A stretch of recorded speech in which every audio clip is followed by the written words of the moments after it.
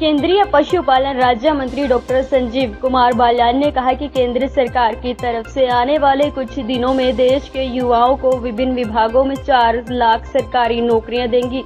इस सरकार ने अब तक 9 लाख सरकारी नौकरियां दी है। इस प्रकार केंद्र सरकार की तरफ से युवाओं को कुल 13 लाख सरकारी नौकरियां दे दी जाएंगी। इस सरकार के कार्यकाल में किसी भी विभाग में कोई भी पद खाली नहीं होगा। इतना ही नहीं, केंद्र सरकार की तरफ से विभिन्न योजनाओं के माध्यम से भी युवाओं को रोजगार के अवसर मुहैया करवाने का काम किया है।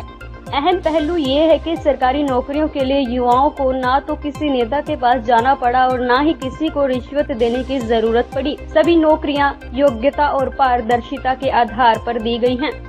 केंद्रीय राज्य मंत्री डॉक्टर संजीव कुमार बाल्यान मंगलवार को राष्ट्रीय प्रौद्योगिकी संस्थान के जुबली हॉल में 9वें रोजगार मेले में बतौर मुख्य अतिथि रूप में बोल रहे थे। इससे पहले केंद्रीय राज्य मंत्री डॉक्टर संजीव बाल्यान, विधायक सुभाष सुधा, डॉक्टर विभाग की डीपीएस राधिका देव, राष्ट्रीय प्रौद्योगिकी संस्थान के निदेशक वीवी रमना ने दीपाशीख प्रज्वलित करके विधिवत रूप से राष्ट्रीय व्यापी 9वें रोजगार मेले का शुभारंभ किया। इस दौरान प्रधानमंत्री नरेंद्र मोदी ने वीडियो कॉन्फ्रेंसिंग के जरिए एक बटन दबाकर देश में युवाओं को 51,000 से ज्यादा विभिन्न विभागों में सरकारी नौकरियों के नियुक्ति पत्र वितरित करने के कार्यक्रम का आगाज किया। इस कार्यक्रम में प्रधानमंत्री नरेंद्र मोदी ने सरकारी नौकरियां हासिल करने वाले 51,000 युवाओं को संदेश दिया कि मेहनत और ईमानदारी के साथ अपनी ड्यूटी का निर्वाह करके देश को प्रगति की राह पर आगे लेकर जाना है। यहाँ लोग ही देश का भविष्य उज्जवल बनाएंगे। केंद्रीय मंत्री डॉक्टर संजीव कुमार बाल्यान व विधायक सुभाष सुधा ने धर्म क्षेत्र कुरुक्षेत्र में 9वें रोजगार मेले में डाक विभाग के 169 युवक व युवतियों को नियुक्ति पत्र दिए। इसके साथ ही राष्ट्रीय प्रौद्योगिकी संस्थान में 18 युवाओं को सहायक प्रोफेसर, आयकर विभाग में इनकम टैक्स निरीक्षक व इनकम टैक्स सहायक के 15, स्वास्थ्य विभाग में 8, केंद्रीय विद्यालय में वाइस प्रिंसिपल सहित 6 तथा बैंकिंग क्षेत्र में 2 सहित कुल 218 युवाओं को नियुक्ति पत्र दिए। केंद्रीय मंत्री ने कहा कि प्रधानमंत्री नरेंद्र मोदी ने अब तक देश में 9 लाख सरकारी नौकरियां युवाओं को देने का काम किया और दिसंबर-जनवरी माह तक 4 लाख और सरकारी नौकरी युवाओं को दी जाएगी। ये प्रक्रिया अभी पाइपलाइन में है। इस सरकार ने युवाओं को योग्यता और पारदर्शिता के आधार पर सरकारी नौकरियां दी हैं। सरकार की इस नीति से आम युवाओं को भी सरकारी नौकरी पाने का अवसर मिला है।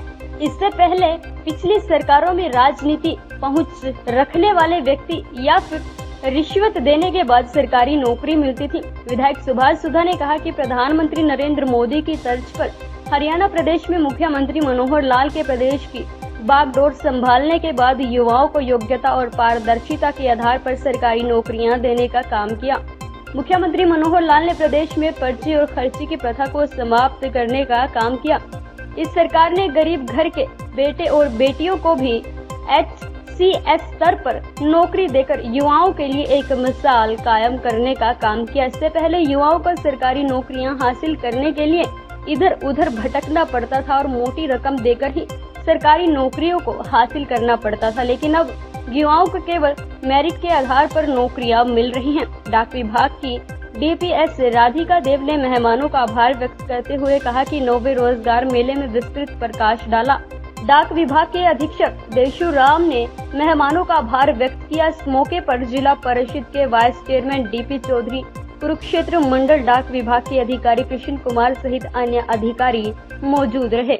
रोजगार मेला है और अक्टूबर 2022 में जब इसकी शुरुआत हुई तो पहले रोजगार मेला में देहरादून था और करीब 6 लाख युवाओं को अक्टूबर से अब तक नियुक्ति पत्र दिए जा चुके हैं और मुझे लगता है कि करीब 4 लाख महीने की पाइपलाइन में दिसंबर-जनवरी तक केंद्र सरकार के द्वारा जो एक लक्ष्य रखा गया था कि 10 लाख जो पद रिक्त हैं केंद्र सरकार में, उन सब पर नियुक्तियां दी जाएगी। और शायद ये देश के इतिहास में पहली बार होगा केंद्र सरकार के किसी भी विभाग में, किसी भी मंत्रालय में कोई पद खाली नहीं रहेगा। अभी बताया गया है कि यूपीए के 10 साल के कार्यकाल में 6 लाख नौकरियां दी गई और 9 लाख ऑलरेडी इस सरकार के द्वारा दी जा चुकी हैं और मुझे लगता है 4 लाख आगे तो 13 लाख हो जाएगी। तो जो कांग्रेस और ये कहती है रोजगार, उनसे दुगना रोजगार केंद्र सरकार की नौकरी के माध्यम से भारत सरकार ने देने का काम किया। आपने आरोप लगाया देखिए, ये कहीं करोड़ा भानुमति ने कुंभा जोड़ा, ये तो अभी टिकटों के ऊपर लड़ेंगे। और जैसे पहला होता है, इस तरह की गठबंधन की सरकारें पहले भी कमी चली है, अलग अलग सोच के जो प्रदेश में लड़ते हैं, केंद्र में साथ आने का प्रयास कर रहे हैं। तो कोई विचारधारा के लिए इन सबका लक्ष्य है कि मोदी हटाओ, और जनता ये जान चुकी है कि क्या करना चाहते हैं। ना इनके पास नेता है, ना नियत है, ना सोच है। हरियाणा के मुख्यमंत्री मनोहर लाल खुला चैलेंज करते हैं कि बिना खर्ची पर्ची का मानते हैं, बिना खर्ची पर्ची का हरियाणा में नौकरी के मामले में तो मैं मानता हूँ दोस्त, कि मैं भी जुड़ा रहता हूँ हरियाणा से, शायद हर 15 या 20 दिन में हरियाणा आता हूँ। तो इस बात को तो मैं उनकी मानता हूँ कि हरियाणा में मैंने नहीं सुना, क्योंकि अगर ऐसा काम चल रहा होता तो कम से कम लोग मेरे पास भी आते। बाकी राज्यों को भी करना चाहिए। देखिए, अब आज तक जहाँ तक देखेंगे, जहाँ तक प्रदेश सरकारों को, मैं उत्तर प्रदेश को भी देखता हूँ, अब नौकरियों में राजनीतिक सिफारिशें और भ्रष्टाचार ये पूरे देश में ही कम है। कभी कभी कहीं ना कहीं कोई स्कैंडल आ जाता है, जैसे अब पश्चिम बंगाल में टीचर भर्ती घोटाला हुआ, नहीं तो ज्यादातर प्रदेशों में और केंद्र सरकार में अब मुझे लगता है नौकरियों में पारदर्शिता के हिसाब से नौकरियां मिल रही है देश में। ऐसा नहीं, मैंने कहा हरियाणा में कल्चर रही है, वो अलग बात है, दोनों बातों को मिक्स कर दिया। क्योंकि मैं हरियाणा ही रहा हूँ, यही पढ़ा हूँ, यही नौकरी है। हाँ, नौकरी बिकने की शुरुआत पहले जो नौकरियां बिकी हैं, जो सिस्टम एक हरियाणा का रहा है, पैसे का लेन देन नौकरी में होता था, दो ही तरीके थे यहाँ नौकरी लेने के, या तो राजनीतिक सिफारिश थी और या बोली लगती थी नौकरियों को। तो लंबे समय तक वो चला है। अब मैं यहाँ पे केंद्र सरकार के द्वारा 6 लाख नौकरी जो तब तक दी जा चुकी है, शायद किसी नेता के पास आज तक कोई व्यक्ति ना गया हो सिफारिश के लिए, या कोई ये नहीं कह सकता।